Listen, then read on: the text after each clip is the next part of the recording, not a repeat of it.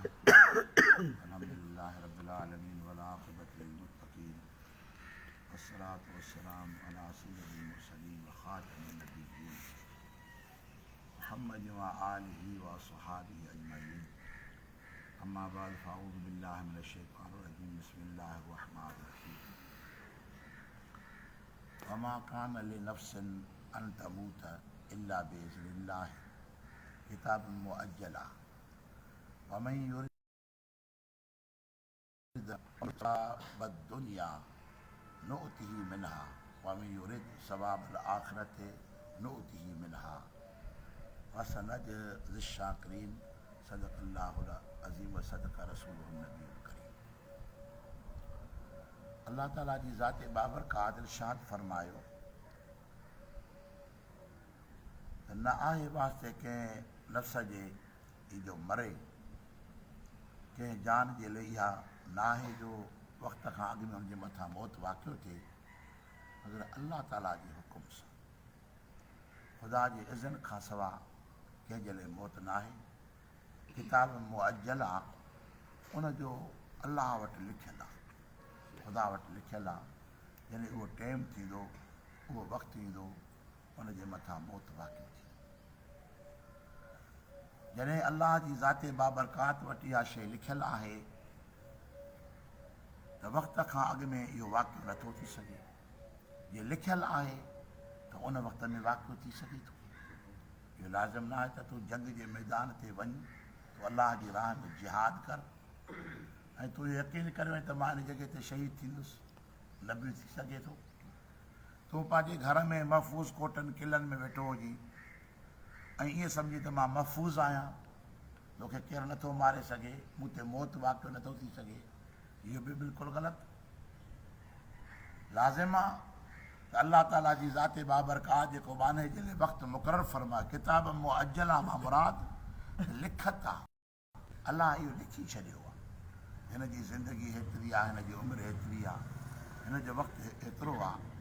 ऐं अल्लाह ताला जी ज़ात बाबरकात उन पंहिंजे लिखत खे पाण वटि महफ़ूज़ करे छॾियो आहे। जेकॾहिं इहो लिखतनामो हर इंसान खे ॾिए अल्लाह ताला त तुंहिंजी 50 साल उमिरि आहे, तुंहिंजी 30 साल उमिरि आहे, तुंहिंजी 20 साल उमिरि आहे, तुंहिंजी 100 साल उमिरि आहे, त हीअ दुनिया जो वहिंवार बीह वेंदो। हीअ निज़ाम जेको हले थो पियो न, जेको इंसानु हलाए थो पियो, मौत में जेकॾहिं 2 ॾिहाड़ा बचनि त माण्हू दुकानु थोरी खोलींदो, उहो त घर वेही रहंदो न। बाक़ी महीनो बचियो आहे, हाणे मां इबादत कयां। वरी जेकॾहिं साल हुनखे मोहलत मिलियल आहे त हिन वक़्त में वाक़ियो थींदो त वरी गुनाहनि ते बि ज़ोर ॾींदो त अञा उमिरि वॾी पई आहे, तौबा जा दर खुलिया पिया आहिनि। ऐं हिकिड़ो निज़ाम ई बिगड़ी वेंदो। अल्लाह ताला जी ज़ात बाबरकात इन शइ खे पंहिंजे ॿाननि खां लिकाए रखियो आहे त दुनिया जो कमु बि कनि त दीन जो कमु बि कनि, दुनिया जो कमु बि कनि त दीन जो कमु बि कनि, दुनिया जो कमु बि न रुकिजे त दीन जो कमु बि न रुकिजे। बाक़ी एतिरो ज़रूरी आहे जो बुज़ुर्गनि वसियत फरमाई आहे, जॾहिं तूं अल्लाह ताला जी निमाज़ पढ़ी न, ईअं पढ़ंदो कर ॼण तुंहिंजी ज़िंदगी जी आख़िरी निमाज़ आहे। ऐं आहे बि सही, हिन में को शक ई न आहे।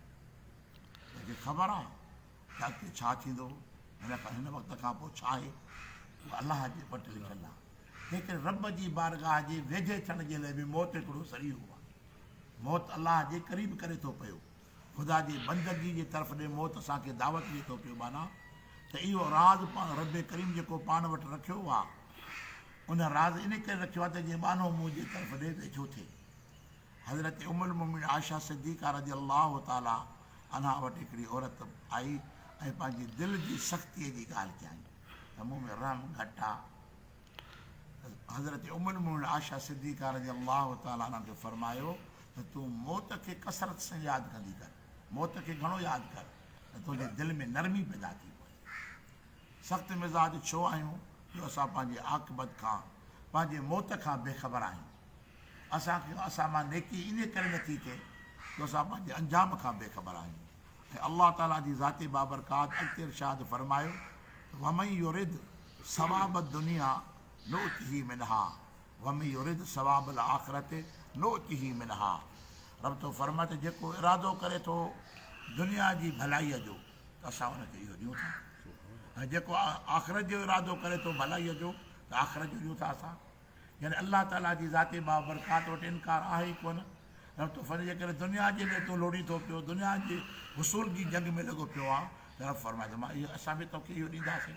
जे आख़िरत कमाई थो पियो त आख़िरत बि असां तोखे ॾींदासीं। हिन आयत मुबारक मां दुनिया कमाइण जी बि नफ़ी न आहे, दुनिया बि बुरी शइ न आहे। इन खां बि अलाह ताला नथो फरमाए त न दुनिया कमाइजे त दुनिया न ॾींदोमांइ, दुनिया किनी शइ आहे, न बल्कि दुनिया कमाइण जी बि अलाह इजाज़त ॾिनी ऐं आख़िरत कमाइण जी बि अलाह ताला इजाज़त ॾिनी। अलाह ताला जी ज़ात बाबरकात वस नज़ शाकिरीन, अलाह ताला जी ज़ात बाबरकात फरमाए त शुक्रगुज़ारनि खे असां अनक़रीब बदिलो अता फरमाईंदासीं, जेके अलाह जो शुक्र कनि था पिया। यानी दुनिया जी नेमत में बि अलाह जो शुक्र करणु घुरिजे ऐं आख़िरत जी तयारी बि करणु घुरिजे। ऐं आख़िरत जे अंदरि अलाह जो शुक्र बि हिकिड़ो अमल आहे जेको आख़िरत में कमु अचे थो पियो। ऐं शुक्र वारी ज़बान जेका बंदे जी आहे न, अलाह ताला जी ज़ात बाबरकात उनजे नेमत जे अंदरि इज़ाफ़ो फरमाईंदो आहे।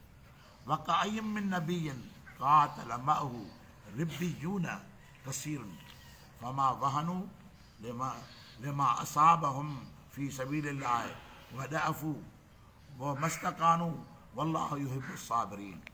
फरमाए केतिरा अल्लाह जे नबियुनि सां गॾु अल्लाह वारा अल्लाह जे नबियुनि सां गॾु थी करे जिहाद कया, नेकियुनि जा कम कया। हिते अल्लाह ताला जी ज़ाती बाबरकात हिकिड़ी कैफ़ियत नेकीअ जी खे बयानु थो फरमाए त मअहू रिब्बियून कसीर, रिब्बियून माना अल्लाह वारा नेकोकार, यानी अल्लाह जी इबादत कंदा हुआ, नबियुनि जे पासे में बीह कंदा। उहा बि अल्लाह ताला वटि इबादत ॾाढी पसंदीदा आहे, ख़ुदा खे पंहिंजी माननि जी बंदगी वणे थी, उनजी क़बूल फरमाए थो पियो। पर हिन जॻह ते अल्लाह ताला जी ज़ाती बाबरकात हिकिड़ो इशारो फरमायो त अल्लाह जे नबियुनि जॾहिं जिहाद कयो कि उन सां गॾिजी पिया जिहाद में बि, पर जॾहिं रब जी निमाज़ पिया पढ़नि, इबादत पिया कनि, उन में बि हिन सां गॾिजी उहे अल्लाह जा नेकबाना बीहनि पिया। ऐं इनफरादी तरह सां निमाज़ पढ़ण जो बि अजुरु आहे, पर नेको करण सां गॾु बीही करे अल्लाह जी इबादत करण जो सवाबु वॾो आहे। इहो ई आहे त हिकिड़ो मक़बूल बानो रब जी बारगाह में इबादत करे थो, जंहिंजो हर सजदो ख़ुदा वटि क़बूल आहे। ऐं असां जेके आहियूं असांजो क़बूल आहे अलाए न आहे, पर उन जे भर में बीही करे ईअं बीही करे उन सां गॾु असां बि अल्लाह ताला जी बंदगी में शामिलु थियूं था पिया, त अल्लाह ताला उन नेकोकारनि जे करे ख़ुदा असांजी सजदनि खे बि क़बूल फरमाए। कहिड़ो बि गुनहगार आहे कीअं बि आहे, पर मुंहिंजे नबीअ सां मुंहिंजे पाक बाननि सां गॾु आहे।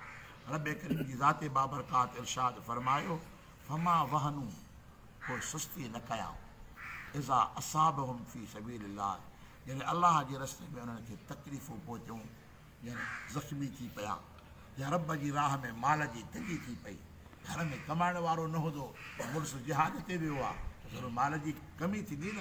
अल्लाह ताला जी ज़ाते बाबरकात फरमायो वमा ॾफ़ू, न कमज़ोरी ॾेखारियो, मस्तकानू न सुस्त थिया, वल्लाहु युहिब्बुस साबिरीन।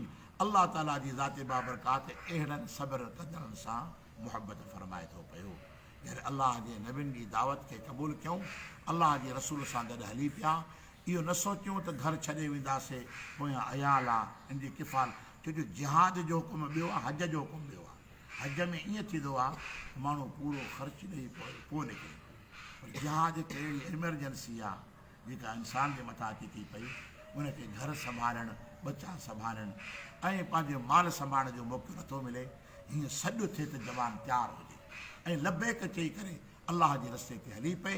अल्लाह ताला जी ज़ाते बाबरकात फरमायो पोइ इहे जेके सुस्ती बि नथा कनि, काहिली बि नथा कनि ऐं उज़ुर बि पेश नथा कनि ऐं पंहिंजी कमज़ोरी खे बि ज़ाहिर नथा कनि, अल्लाह जी रस्ते में जॾहिं उनखे दावत मिले थी पई अल्लाह जे नबी जे तरफ़ां, महबूब करीम सल्लल्लाहु अलैहि वसल्लम जे तरफ़ां, वो उज़ुरी पेश नथा कनि, उथी था पवनि, वल्लाहु युहिब्बुस साबिरीन। अल्लाह ताला जी ज़ाते बाबरकात अहिड़नि सब्र कंदड़नि सां मुहबत फरमाए। अल्लाह ताला असांखे अमल जी तौफ़ीक़ अता फरमाए।